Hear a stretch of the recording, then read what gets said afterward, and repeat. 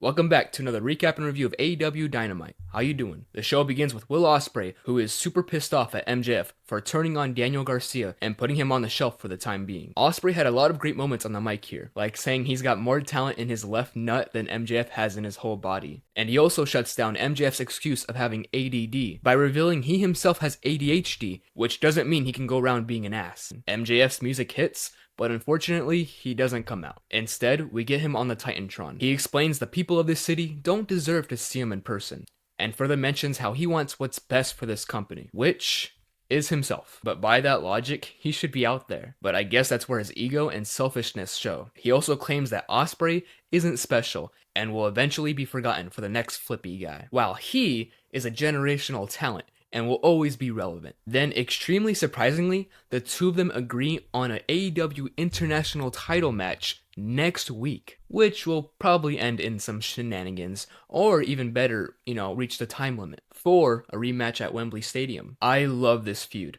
Two of the hottest stars in the company with different ideologies on how to improve the company. I agree with Max's argument that it takes more than being a good wrestler to be entertaining. You have to be good in and out of the ring, like on the mic. However, I think Will Ospreay is doing a great job at that. I really liked his promo and the fans are 100% behind him. My only complaint about this segment was I wish Max actually came out to the ring. Really strong A tier. Next, we had the final match in the Owen Hart Tournament. I would have loved it if either guy won.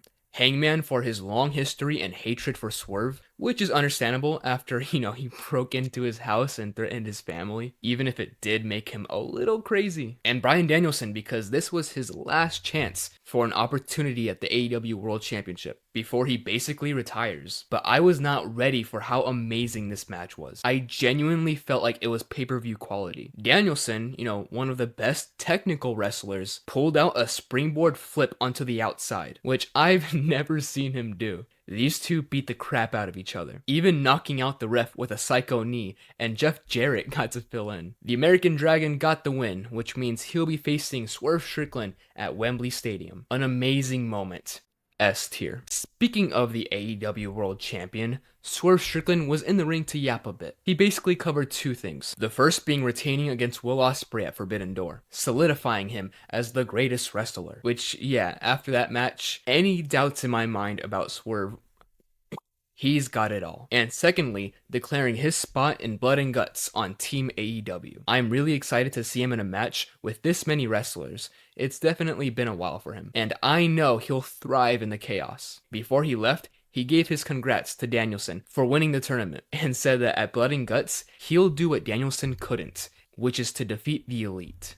That's what I love about Swerve. He can easily be face or heel, which means you can put him against anybody. Great stuff. B tier. Then we got Samoa Joe versus the Learning Tree Chris Jericho in a Stampede Street fight. So many people hated this, but damn it, I liked it. I liked Joe diving through the ropes to take out Brian Keith. I like Jericho dumping horseshoes instead of thumbtacks. And I think he's forklift certified because he won the match by driving Joe through a wall, which I liked.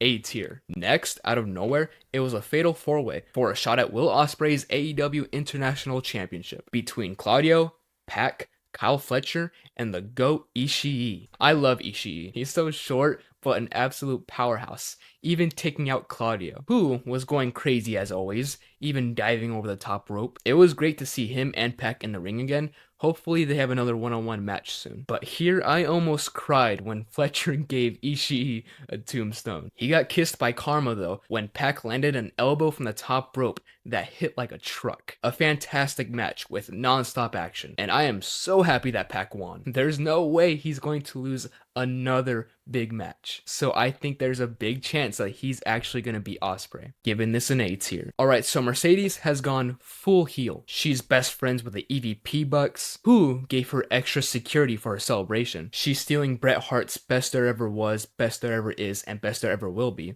and says that if she's in the ring with Britt Baker, she'll give her more than a stroke. Actually crazy thing to say. Now Britt didn't really like that, so she marched down the ring.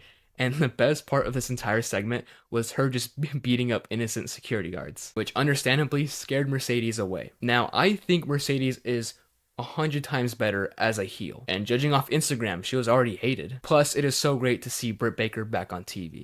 A tier. Finally, it was time for the main event, the finals of the Women's Owen Hart Tournament, with Mariah May going up against Willow Nightingale, who's trying to win for the second year in a row. Just like the men's, I had no idea who I wanted to win. Willow has probably been my favorite on the roster recently, and after getting screwed out of the TBS Championship, I really wanted her to go for the Women's Championship. Then you had Mariah May, who's been mentored and loved by the champion Toni Storm, so it would have made great drama leading up to their match. They let these women cook for like 20 minutes. Willow is the best, not only throwing her opponents everywhere, but also herself. And Mariah May gave some great moments, like the handspring to set up the Hurricanrana off the top rope, and especially countering Willow's like bulldozer with a mean headbutt. But it all ended when Mariah May countered a Death Valley driver into a roll-up for the 1-2-3.